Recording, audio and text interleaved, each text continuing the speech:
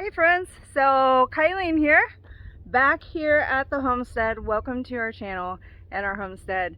I'm really happy that you're here with us today because I am going to take advantage of this glorious day and we're going to do some more planting. So get ready, we're going to do it.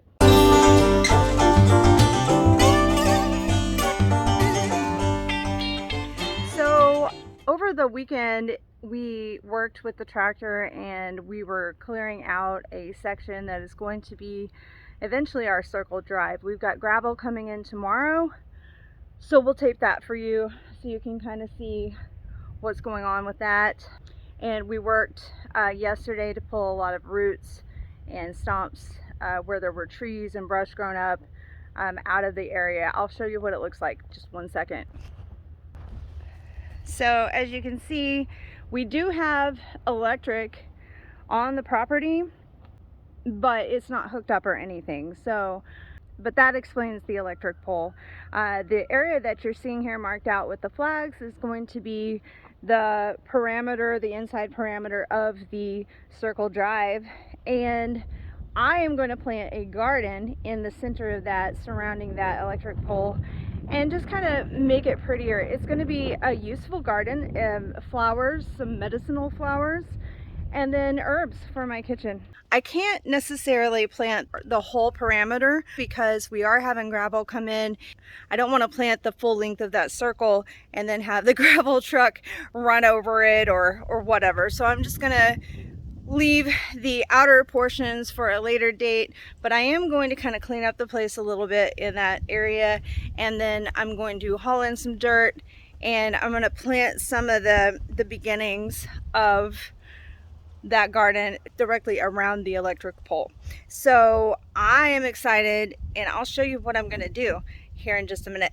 But I wanted to show you this soil that, and this is basically the top coating that came off of our driveway that turns into mud every time it rains. So we graded it down and pushed all of the soil, I'll show you real quick, to the garden area where the raised beds are going to go to try to raise, we're going to put more in there as well, just try to kind of raise the ground a little bit so that it doesn't just flood in there. We're also talking about putting in a French drain right off of that hill so that when it rains, the water will be redirected so that our raised bed garden is not just a swampy, muddy mosquito factory.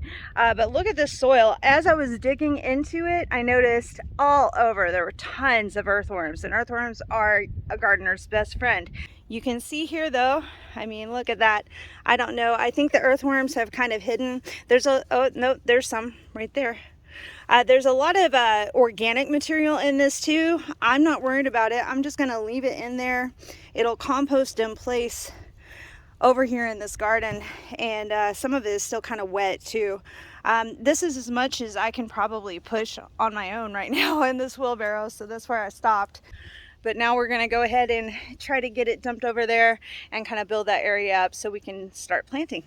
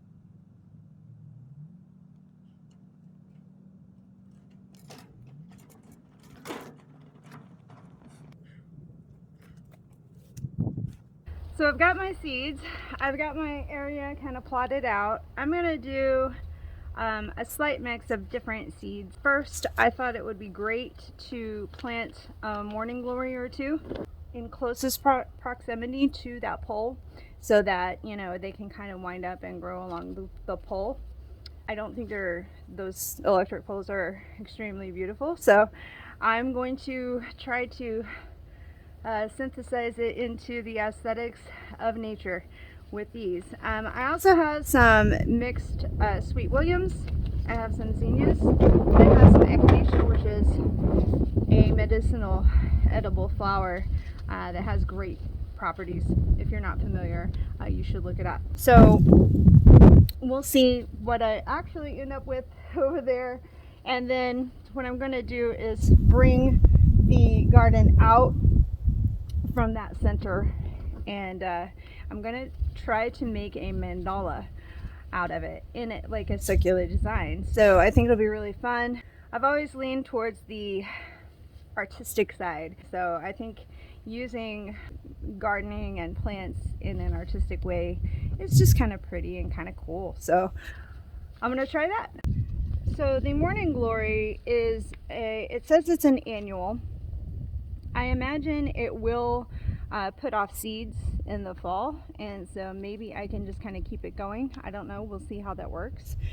But it is a half-hardy annual.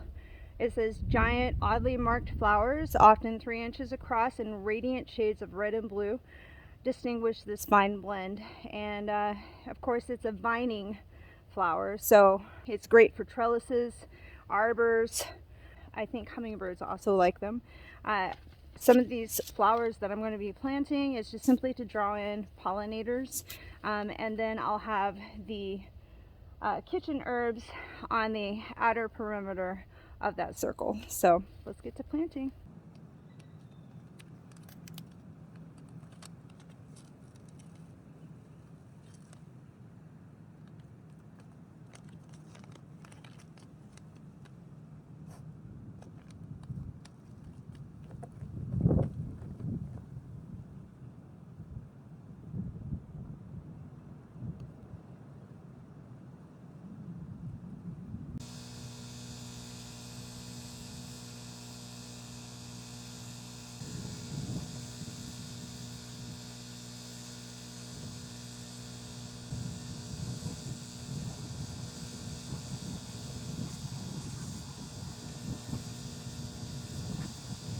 Alright guys, so I think I still overestimate what I can do with my hands and stuff before I actually tire out. So I was going to plant some potatoes, and I was going to plant some kale or chard.